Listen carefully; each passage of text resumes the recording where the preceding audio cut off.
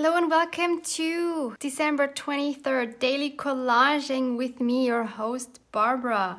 I am super excited for this video because I have something in my mind which I think is going to be either an epic fail or an epic page.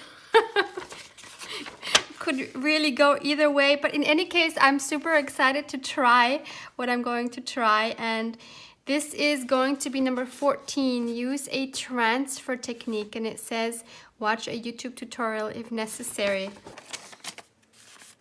Oops, I forgot to put in the date. I lost my pencil, hang on. There's too much excitement, so now I forgot to put this down, 23. Okay, let's put this back. Go to our page. You know, the interesting thing is last time I said I wasn't super happy with this, but going back to this now, I'm actually really liking it. It's not my best collage, but I'm totally happy with it, so that's cool. Let's get some candy to get started. 23, where are you? I see 24. Ah, here it is.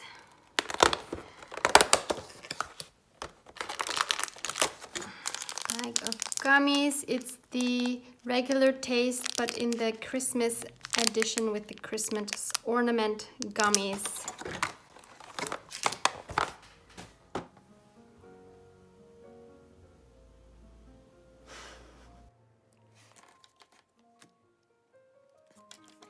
So my idea for this page was I wanted to include something from Vienna, Austria, which is where I live. And I was debating how to do that or what to include. So I went on Google and I Googled a few photos and I experimented a little bit, but I wasn't super happy with any of these actually. So I found something that I thought looked really cool, which is this sketch of actually the same thing of what I just showed you the photo of. So this is the Karl's Church in Vienna. It is absolutely beautiful and is only like, I would say 10 to 15 minutes walk from where I live. And I think this would make a really cool transfer if it works. I'm not an expert in transfers.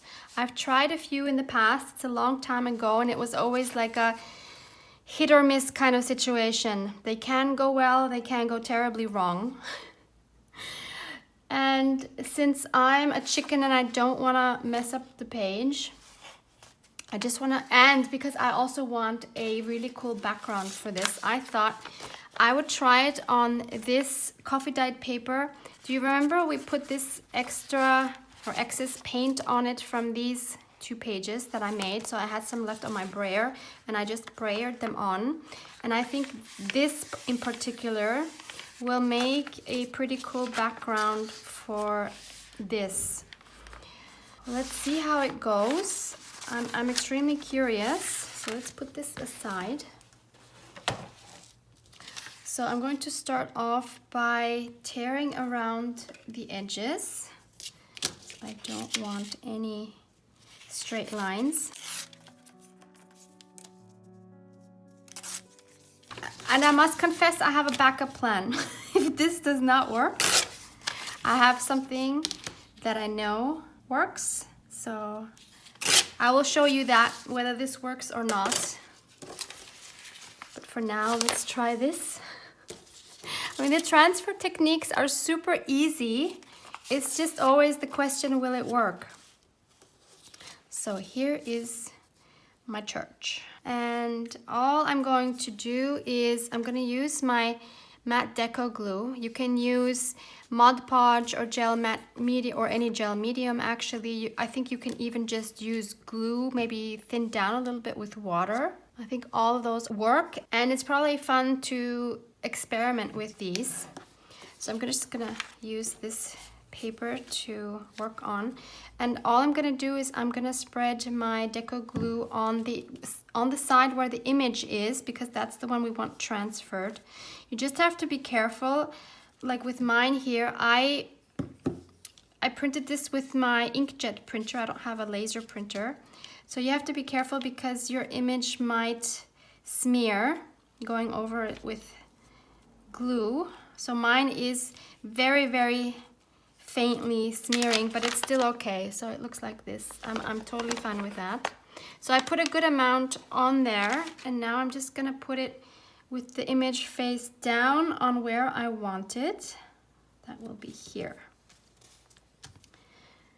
And now I'm going to just burnish that a little bit to make sure that's stuck down really well. You can also use a brayer maybe, or a credit card. Just make sure it's really adhered well.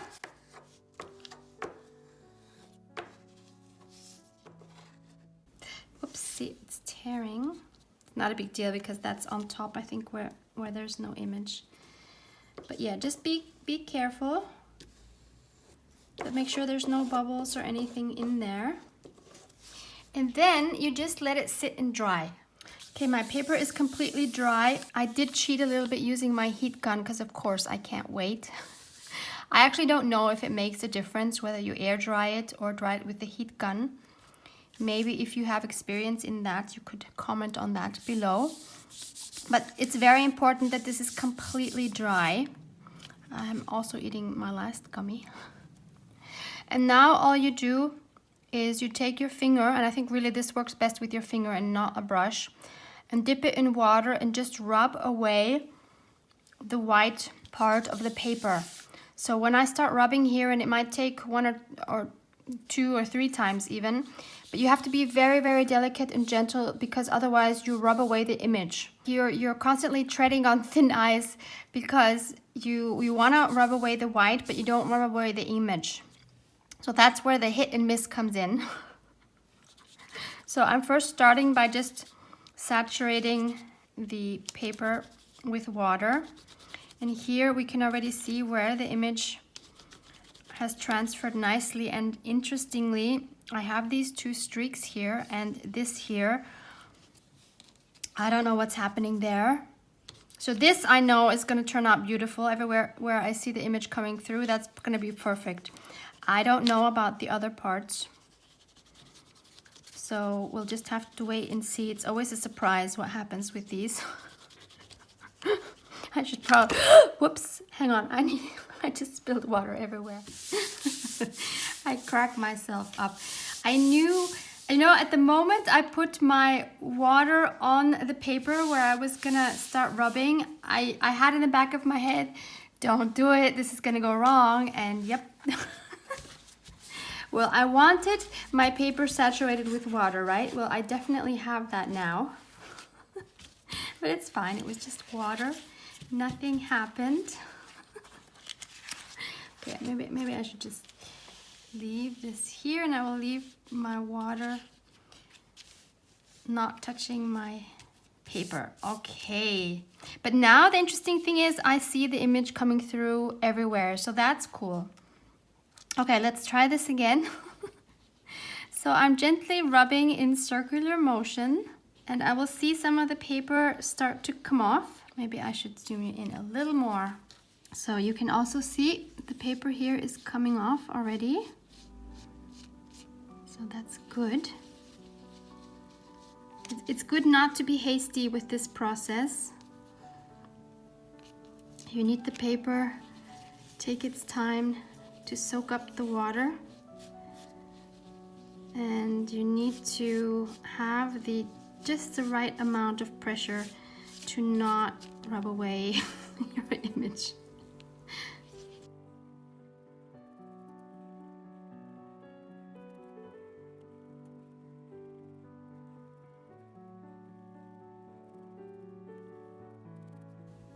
See, I have a hole here, so I have to really be careful not to rub any more of that image away.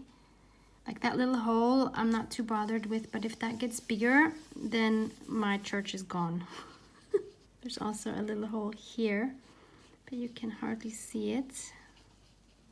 Yeah, it's really delicate. Like, I think it needs practice and experimenting with this technique, but it's a cool technique. I mean, cannot deny that. And I think it should also work like with magazine images. You should really give it a try. I don't know if it works with real photos. I've never tried that. Okay, this image here is coming off. Okay, I don't want to continue there. I do want some more of this edge. Maybe I should just leave it.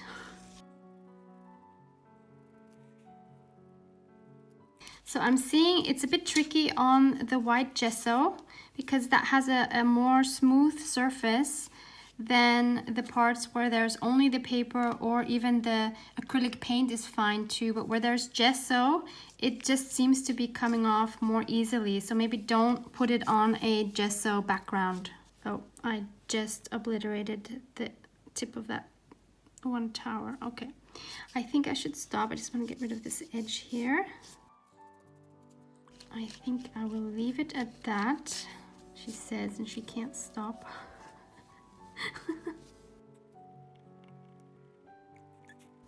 Yeah, it's like, when do you stop? All right, I'm stopping. Okay, so now it is important to again let this completely dry. So this is what it looks like dried. I am semi-happy with the result. If I wouldn't know what it is, I don't think I could tell. I mean, it looks super artsy and cool. I love that it's on this background because that background shows through a little bit and it gives it a more grungy feeling. And we have a hole here and we have a hole here. But that doesn't really bother me, but you can't really tell what it is. So I think I'm going to keep this for another project, maybe for a background image. This is really cool. I'm definitely going to be using this, but I'm going to use what I made for plan B for my spread today because I want this to be a nice focal point and I just don't think this is good enough to be a focal point. So the other thing I did was I took my second paper like this, so I had two, and I just ran it through the printer and I printed the same image right on this coffee dyed paper. And it looks super cool, I think. I just love, love, love this. I tried it first on another spot, which was here, but you can't see it very well because there was too much brown. But I saw how beautifully it printed on the white gesso. So then I turned it around and I printed it again on this, and I am in love with this. I will definitely use this. This will be another great background image, but this is worthy of a focal point, I believe, and this needs to be in my journal. So I'm super happy with this. So that's another thing you can try, to just put a painted piece of paper in your printer, but just be sure your paint is absolutely dry. You don't want to ruin your printer with paint. And I think even if you only have smaller bits of paper, you could always attach them to a regular sized paper with washi tape and run it through your printer, and that way you can also print on smaller pieces. So I'm going to tear around this and then we'll see how we can attach that to our page. I'm going to take my new Espresso Truffle Memento ink and I'm going to go right along the edge with it because I want a dark edge. I don't know why. It's just a spur of the moment decision. And then the other thing I'm super excited about was I wanted to have a smooth texture paste for this spread today, but I didn't have any at home. I only had these very grainy ones, which I didn't want to use today. So I was thinking, well, if I order it online, it's going to take a few days to get here, so that's not a good solution. So then I checked online to see how do you make your own, because I know there's people that make their own. Maybe you are one of them. So I found this video. I mean, there's many videos out there, but I decided to go with one by Linnea Holland-Donner. I will link that one for you below. And so I tried last night to make my own texture paste and I'm super excited about it. So I put it in this little jam jar. So it's a texture paste made with love because this was of course supposed to be for jam. And it looks amazing. And I of course had to try it immediately because I was so curious. And I am super happy with the results. So you probably can't see how raised it is, but it's great. It's like a bought texture paste, and if you ever tried making it your own, I'm sure you will agree with me that it is super easy, super cheap, super fast, and the quality is just great. So this is actually a really fun background as well. I will definitely be using both of these in something. So I'm super excited to try that, and I hope it hasn't gone hard overnight. We will see, but it looks really nice. Like, wow. And all it takes is baby powder or baking soda. I used baby powder and white acrylic paint and glue or Mod Podge or something like that. And I think that's it. I think I added a tiny bit of water because it was just too pasty. So you can play around to get the consistency that you want, but I am super, super happy with that I made my own, and I had it instantly and I was able to use it instantly. So super fun. So we need a background, right? So I think I'm going to once more just use some neutral colored scraps as backgrounds. I'm so sorry if this is boring, kind of like we did here, but this is what I love doing, and most of it will be covered up anyway, but let's start with that as a base. Shows a few bits and pieces, and I'm gonna use my matte deco glue to adhere them with a damp brush.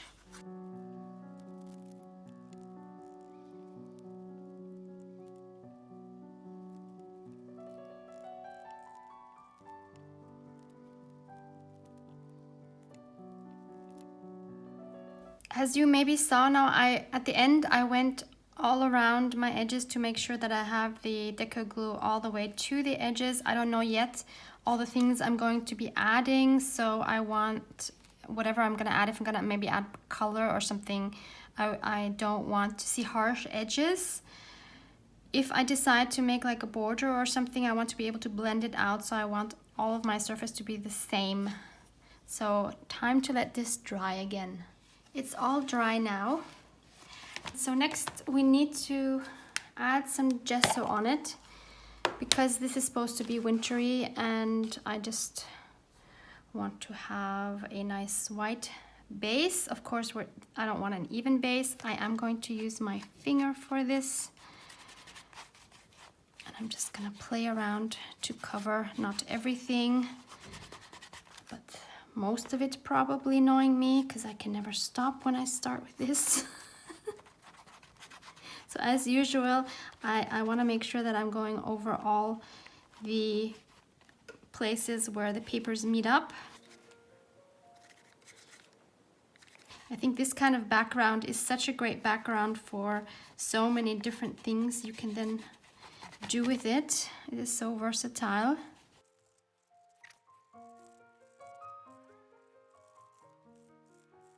I think that's enough, and we will again let this dry.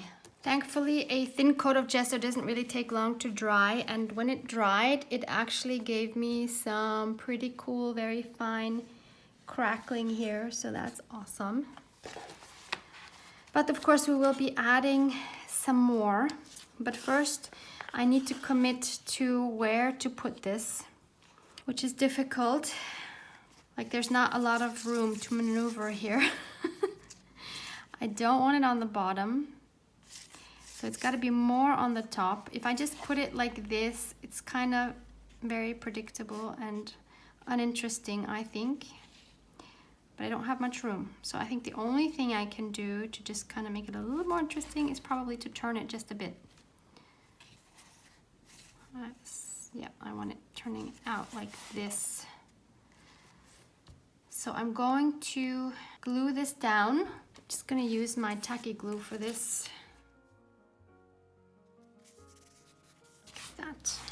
And I think I actually won't end up seeing hardly any of this border because I'm gonna put texture paste over that. I'm going to use this stencil here, which I believe might be from Dina Wakley. I've had this forever, ever. But I think, I mean, to me, this looks like Dina Wakley, to be honest. So I hope that's what it is.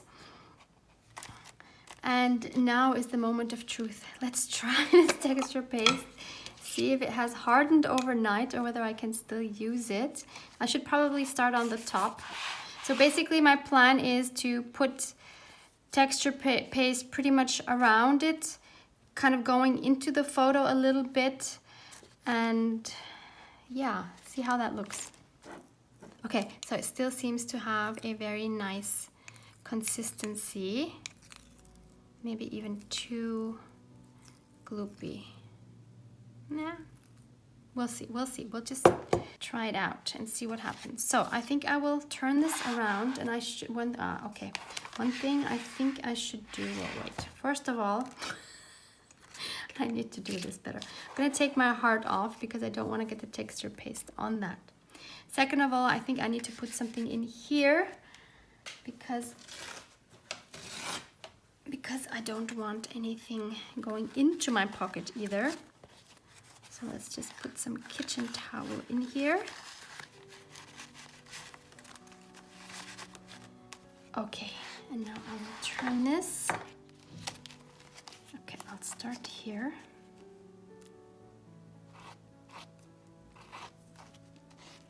This just smears over so beautifully. I can't even tell you, this is just amazing. And if you want your pattern to stand out more, you just put a thicker layer over it, but make sure it's kind of smoothed out. Oh, this is very raised. Okay, this might be too raised. Can I put it down the way I had it? Just want to scrape a little of it off because that was just overkill.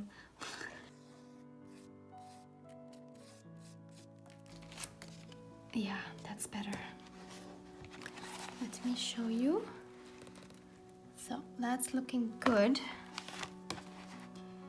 I don't know how well I can do it in there. Just gonna wipe some of this off the back so I have a clean pattern.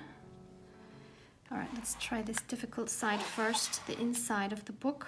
I want to keep these going in the same direction. I don't want these now like this, so I have to also take that into consideration. So much to think about. I'm gonna flatten that a little bit because it's right there where the signature is, so I don't want to cause problems when it closes. Okay, let's continue. It's really hard to do this because I don't want to destroy this. I don't want to dry it in between. Maybe I'll do these here first. Should have picked another pattern where it didn't matter so much about what direction it's in. But we learn as we go along, right?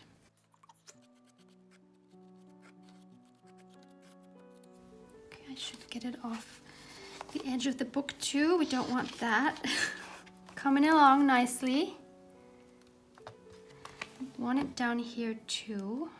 Oh, and apparently this will last about 10 months apparently until it gets hard. So that's also cool. Okay, I'm just trying to find a way to do this without destroying what I've already done.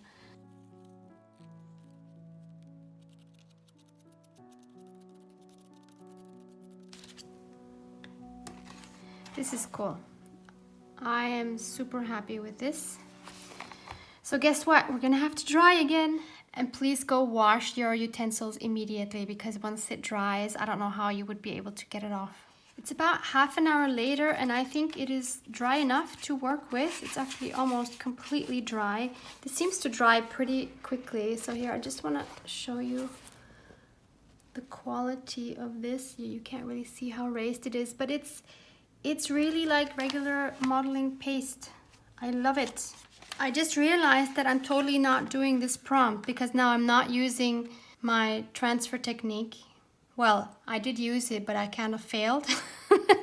So I should maybe say that I'm using another prompt, or maybe I could say I'm combining another prompt to make it a little more legit.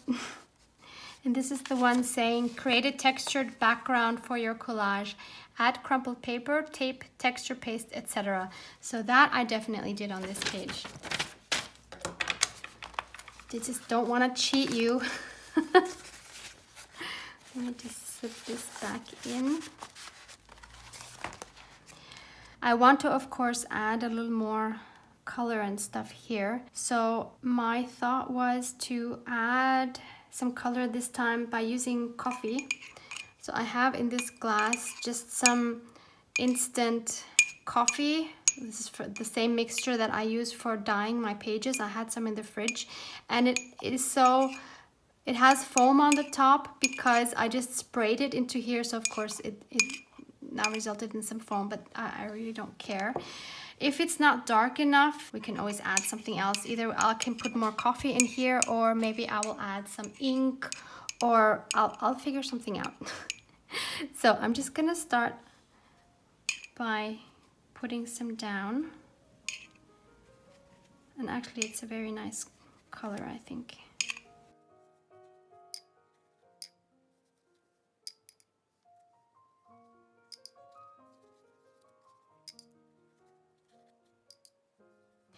Will she be able to stop? That's the question. No guarantees from my side.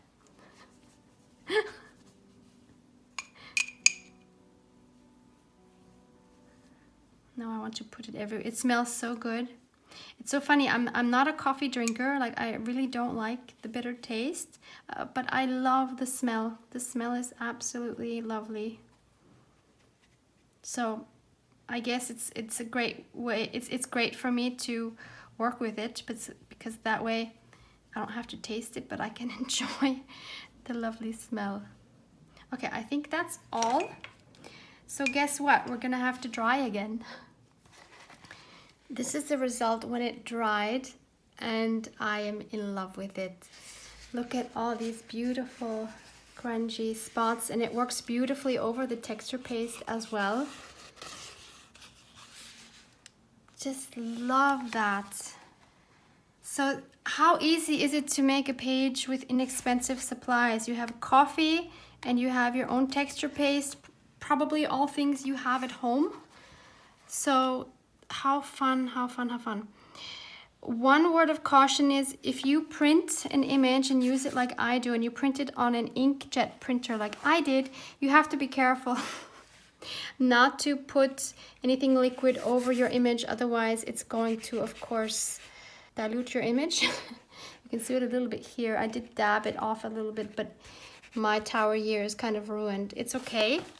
It's not a big thing, but just for you to be aware that it could ruin your image if you start adding coffee over it. There's one more thing I want to do. I don't want to do too much because I'm just loving the look right now, but I think it can take a little more contrast by adding some more tiny black splatters. I'm gonna do this with my watercolors. I've already sprayed them.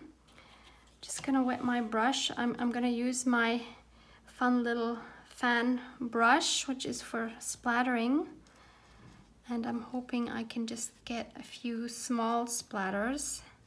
Don't want anything too big. Just going to tap it with something. I think I want like some up here. Whoops, I did not want that. Oh man. Okay, well, let's just go with it. I was just saying I don't want any big splatters. Oh, this is funny. Okay, let me just, okay, this might be a bit too much. I'm gonna try to soak some of this out.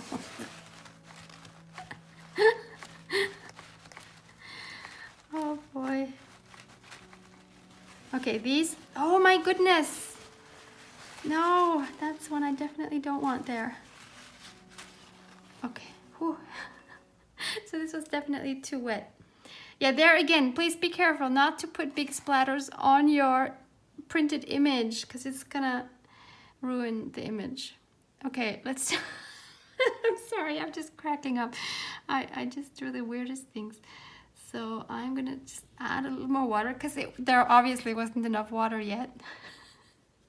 And I'm gonna try to concentrate on this area down here. Okay, maybe it's a little more up here. Okay, that's it, I'm stopping. All right, after this dries, let's add a sentiment if I can find one. No idea what to add to this. Maybe one more thing I will add before thinking about a sentiment is I'm gonna see if my white Posca pen still has any ink in it that I can use to create some snow, because I want this to be wintry. So the snow, I don't mind if it goes on the building. I'm gonna put you up a little bit, otherwise I'm gonna hit you again.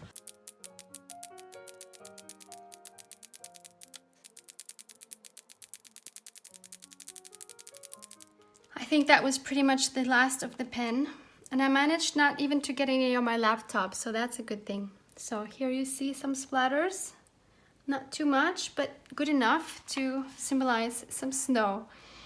Okay, time for more drying. We are all dry.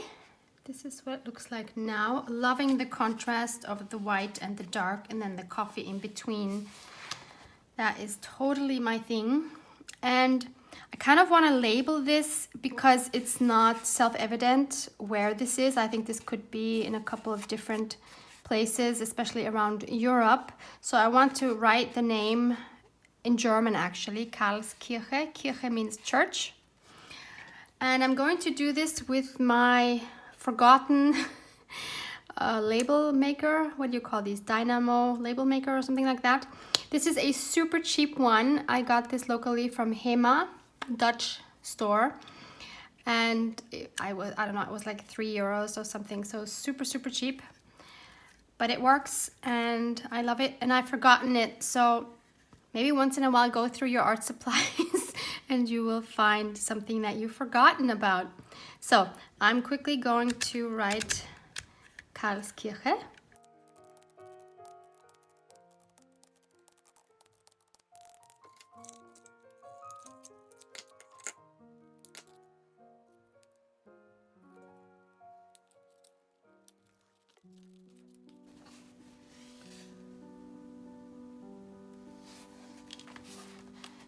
There's even another prompt for this, 31. Use art supplies you haven't used in a long time. This counts as art supplies for me because I only pretty much ever use it in my art. It's not like I really use it to label anything else. Well, yeah, but this is still part of my art, right?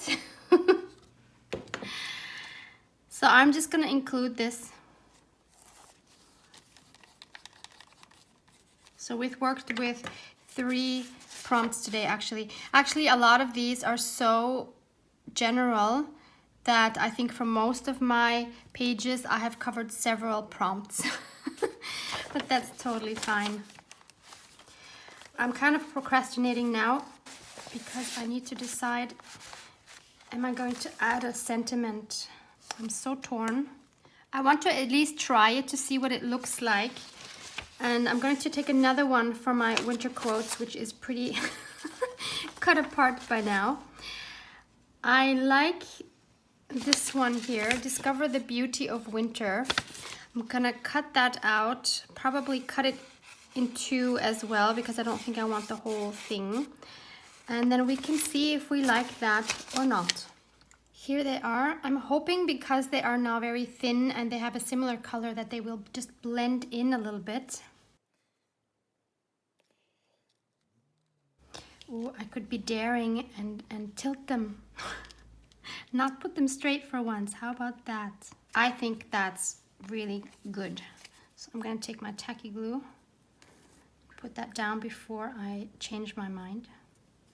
I'm just realizing I didn't put anything here. Does she need a quote? I kind of feel sorry she doesn't have a quote. She's kind of looking over here like, hey, I want a quote too. I deserve a quote.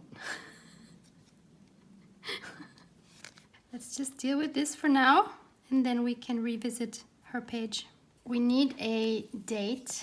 I'm going to again use this beautiful stamp from the Your Creative Studio, and I'm going to try stamping it this time with my tea dye Distress Oxide because I don't want it to be a very visible element. So let's see if we can still see it if I do it with this. If it doesn't work, I can always stamp over it. Not stamp over it, but put a paper over it. Oh, and I put it upside down. Okay, it doesn't matter because you can't actually really see it. It's right there. Okay, no worries. I'm going to stamp this again on a scrap of a book page and then just put that over it. I decided to go with vintage photo after all, just to get it a little bit darker and more visible. So I just glued that over the other one. This is, again, I think one of my favorite pages. I loved that I was able to use such cheap supplies and be so happy with it. So I really want to encourage you to give this a try, experiment using coffee not only for paper dyeing but for backgrounds or for painting in general. And try that texture paste. I love it so much. Now going back to her, does she need a quote? Let me dig around and see if I can come up with something. I think I found a cute one for her. This is from my crafting sentiments, which I will link for you. It says, I like to party, and by party I mean make journals. Because, you know, we sew in our journals, right? So I think that works perfectly fine. It is too white and too big, so it will do the same thing as I did here. I will cut them apart, and I need to ink them as well because I don't like the white. So I will put some tea dye over it. And then I'll be back and we'll see if we can actually find a way to include it. Here they are. So just in case you're new to this, I used this blending brush with my tea dye to go over it flat to get rid of the white. And then I took this blending brush with my vintage photo to go over the edges. And that way you have beautifully inked pieces. And I would do this part before you cut it apart, not like me, first cutting it apart and then having a hard time trying to grab these to ink them. How can we make these fit? We were so concentrated on trying to make triangles and making this work, and now I have to be careful not to destroy everything by adding these. Maybe if we just put them in the middle like this, they wouldn't disturb too much, Or in the middle up here, place I would usually never go for. No, I don't like it up there. Nope, it needs to be, I have the feeling it needs to be close to her because she's talking, and if she's talking and the words are over there, it just seems weird. So I'm just gonna put them down here. I was just thinking as I was inking and cutting these, if I have the choice between going to an actual party, like after Corona, and making junk journals, I think I will pick making junk journals every time. And I'm wondering if that's a sign of being old. The good thing is we can party by making journals even during COVID. So how cool is that? We are super lucky, aren't we? We don't have to wait until we can party with other people.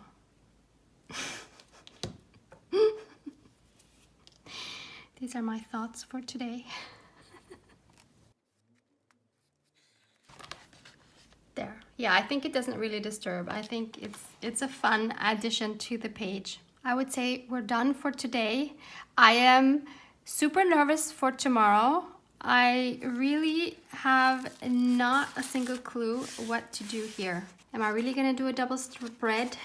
I feel like it's so much pressure, but of course the pressure I'm totally putting on myself because I'm thinking it's the 24th, it's the last one. It is Christmas Eve, so it needs to be special.